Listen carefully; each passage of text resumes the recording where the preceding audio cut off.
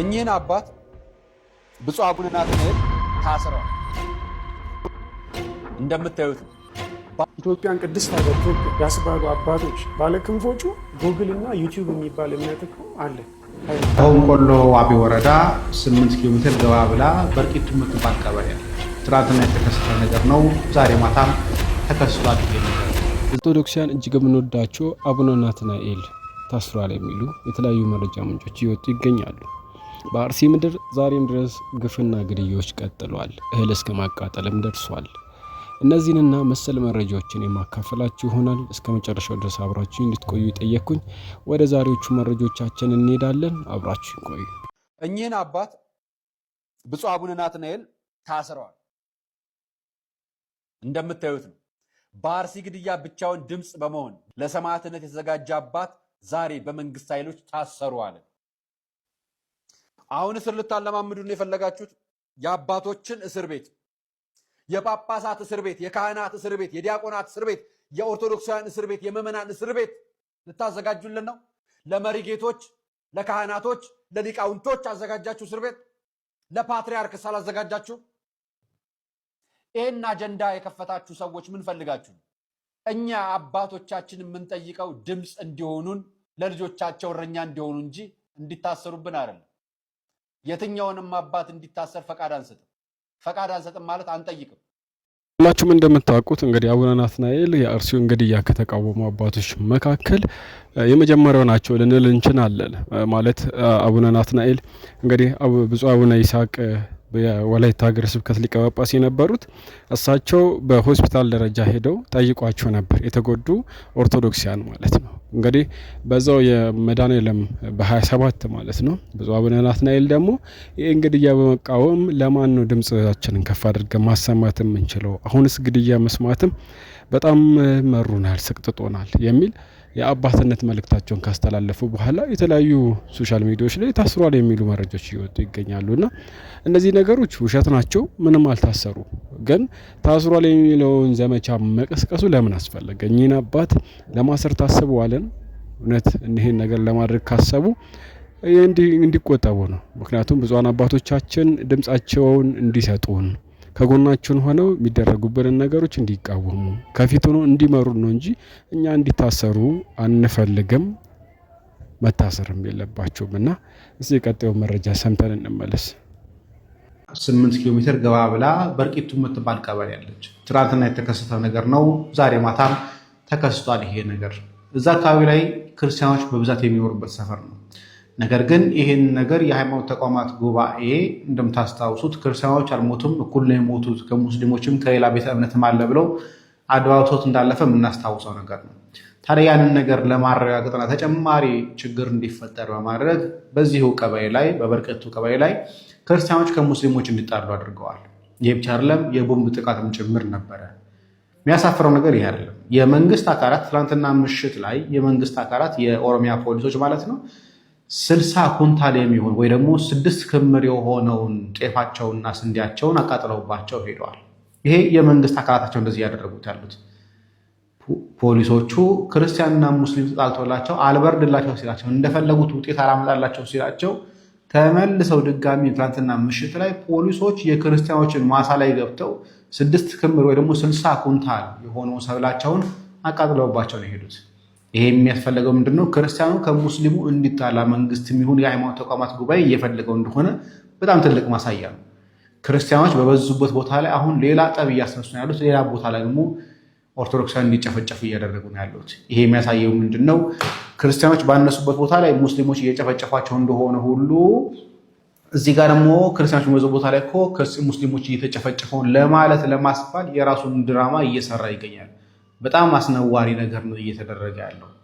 በጣም ለብዙዎች ሼር ብታደርጉት ደስ የሚለኝ ቪዲዮ ነው። ሰማችሁትን ይመስላል። አሁን የሚፈልገው አይነት አቅጣጫ ለማስያዝ የበኩላቸውን እያደረጉ ነው።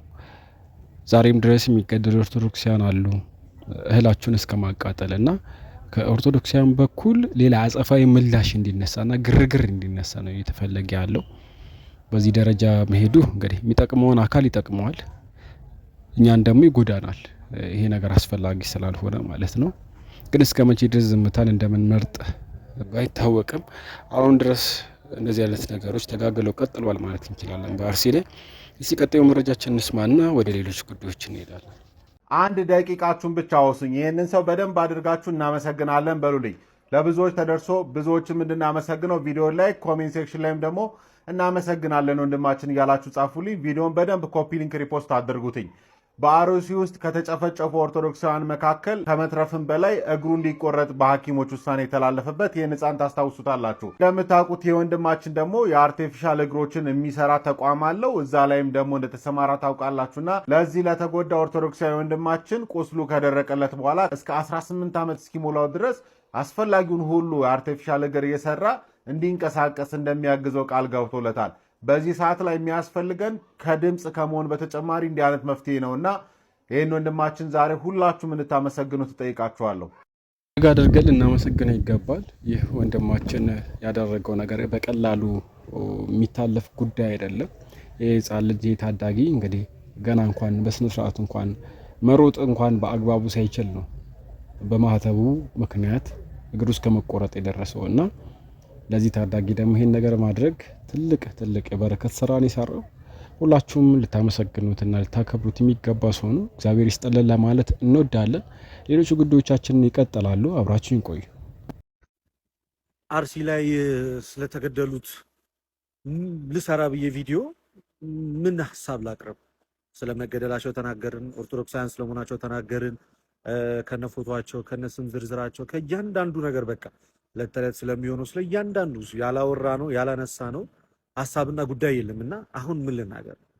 ሁላችንም ዝም እያለን መጣን። ለተለት ጉዳዩ እየተረሳ ሌላ አጀንዳ እየመጣ ነው ያለው ቲክቶክ ላይና ነገር ግን የነዛ ሁሉ የህፃናት እልቂት፣ የእናቶች ሞት፣ የአባቶች ሞት፣ የወጣቶች ሞት እኔ በጣም ሁሌ ነው እንቅልፍ የሚነሳኝ እውነቱን ለመናገርና በተለይ የህፃናቶቹ ሞት፣ ሆስፒታል የተኙት ልጆች፣ እግሩ የተቆረጠው ህፃን፣ ቀዶ ጥገና እያደረገች ያለችው የ8 ዓመቷ ስንታየው፣ ወላይታ ላይ ያለው ያጩጬ፣ እንደገና ደግሞ ከአሰቦት ገዳኝ 19 ዓመቱ አንገቱ ላይ ከፍተኛ ጉዳት የደረሰበት የሞቱት እናትና አባት፣ የሞቱት ሁለቱ መንታዎች እያንዳንዳቸውን ባሰብኩ ቁጥር ምን ያህል ወረተኞች ነን። በቃ ለዚህ ጊዜ ብቻ ነው የምናወራው ማለት ነው።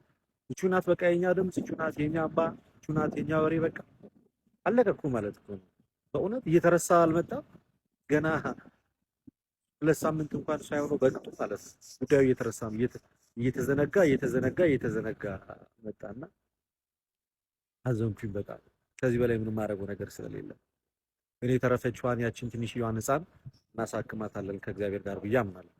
የሚደርሱ ጥቃቶችን እንደዚሁ ችላ ብለን የምናልፋቸው ከሆነ ነገም ድረስ ቀጣይነት ይኖራቸዋል። በሌሎችም አካባቢዎች ይህን መሰል ተግባር ከማድረግ ወደ ኋላ አይሉም ማለት ነው። ስለዚህ ትኩረቶቻችን አርሲ ላይ ሊሆኑ ይገባል። መረጃዎችን ቶሎ እኛም በቻልነው አቅም ወደ እናንተ ለማድረስ እንሞክራለን። ነገር ግን ሶሻል ሚዲያዎች ላይ የሚመጡ አዳዲስ አጀንዳዎችን ችላ በማለት ለአርሲ ቅድሚያ መስጠት ይኖርብናል። ይህ የእምነታችን ጉዳይና ግዴታ ስለሆነብን ማለት ነው። እስቲ ቀጣይ መረጃዎችን ተመልክተን እንመለስ። በጋሻውን ውሸት ዲያቆን ዘማርያም አጋልጦታል። ማታ በላይቭ ዲያቆን ዘማርያም በጋሻው ሲዋሻቸው የነበረውን ውሸቶች ሲናገርና ሲያጋልጥ ነበረ። በጋሻው ያው ካሴቴ ሚቭን ካሴቴ ራሱ የተቃጠለው እግዚአብሔር ሊበቀልልኝ ነው፣ ኦሬዲ ካሴቴ አቃጥለውታል፣ ስለዚህ ሊበቀልልኝ ነው የሚል ነገርም ሲናገር ነበር። ሰሞኑንም ደግሞ አንድ የወጣ ቪዲዮ ነበርና በሱ ጉዳይ ዲያቆን ዘማርያም የተናገረውን ሐሳብ አስቀምጥላችኋለሁ፣ አብረን እንስማው። ያንተ ካሴ ሻሸመኔ ሲቃጠል አንተ ነበርክ በአካል? የለም። ለምን ይዋሻል? እኔ እኮ በአካል አለው። የጸረ ተሐድሶውን መረጃውን ስናወጣ ለሀገረ ስብከቱ፣ ለቅዱስ ሲኖዶሱ አባላት፣ ለጠቅላይ ቤተ ክህነት እኔ እኮ በአካል አለው። አንድም ቀን ካሴ ተሰብስቦ አላቃጠልንም። አንድም ቀን ካለ ይሄው ዲቤት ጥሪ ያደርግልሃል። ሌላ ምንም የምንወያይ ውይይት የለም። ሻሸመኔ ቤተክርስቲያን ላይ ቅዱስ ሚካኤል ቤተክርስቲያን ላይ እያሳየ ሙሉ ቪዲዮውን ወየ ፎቶውን ያንተ ካሴ ሲቃጠል የሚያሳይ አንድ ብቻ የምንፈልገው የለም።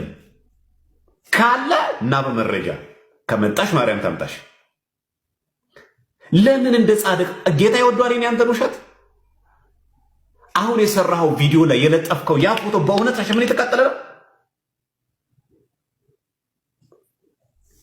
ይሄ ትልቅ ውሸት ነው። ሁለተኛ ምንም ባላደረግ ነው ላልከው ሪከርድ ያደረኩ እኮ እኔ ነኝ።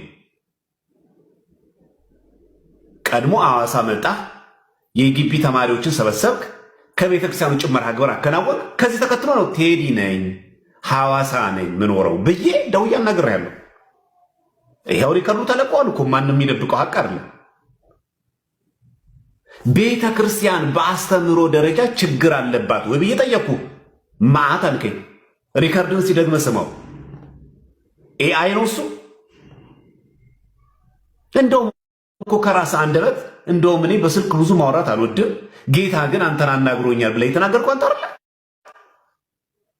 በዛ ሰዓትም እንደዚህ ተሐድሶ መንፍቅና ሐሳብ አልነበረኝ የምትለው ማን ሆነ ነው? ይህን ሪከርድ የተናገረው ማን ነውና? እንደዚህ አይነት ድርቅ ያለ ውሸት እውነት እግዚአብሔር ይወደው። ኦርቶዶክስ እያለህ አንተ እያገለገልክ እያለ እውነት አንተ ኦርቶዶክስ እያገለገልካት ነበር? በትክክል ጠየቅኩ እኮ። የመማፀኛ ከተማ ላይ የሰበከው ስብከት ምን ልታደርገው ነው አላልኩም እኔ? አስፈላጊ ከሆነ ለሁላችሁም አራቱም ቀን የተለያየ ቀን ሪከርድ ያደረኩትን ኦፊሻሊ ለቀዋለሁ ከተፈለገ የዛሬ 10 ዓመት እናንሳው ካልክ ማለት ነው። ከዛም ጠየቅኩ ምናልባት ተገፍተ ይሆን ከቤተክርስቲያን የወጣው ሰንባት ፍጹም። እሺ ቤተክርስቲያን በአስተምሮ ደረጃ ችግር አለባት? የለባትም። አለባት እኮ ነው ያልከው አንተ። ያውም እኮ አንድና ሁለት መስሎሃል እንዴ እኮ ነው ያልከኝ። ማአት ነው ያልከኝ። ታዲያ ቤተክርስቲያን በአስተምሮ ደረጃ ችግር አለባት ብሎ እያመነ ያለ ሰው ኦርቶዶክስ ነው?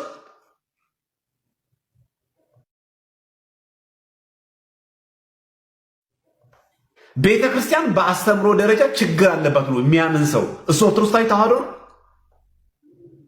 በውሸት ተገፋም ብሎ የመናገር የሰው ሞራል አለ? ስለዚህ አንተ የሰራኸው ቪዲዮ ላይ ሰው ቅንብር እኮ ይነቃል ነገር። ይህ እኮ ማህበረሰብ እኮ ምናልባት ሚዲያ ላይ ወጥተን ስለምንናገር ራሳችን ብቻ የሰለጠንን ይነቃል ለምን ግን እንቆጥረዋለን? ደግሞ አታፍርም? ቪዲዮ ሰርተህ ትወጣለህ እንዴ? የሚገርማችሁ እኮ ያሳየው እኮ ሲቃጠል የሚያሳየው እኮ ፎቶ ሻሸመኔ እኮ የተቃጠለ እኮ አይደለም።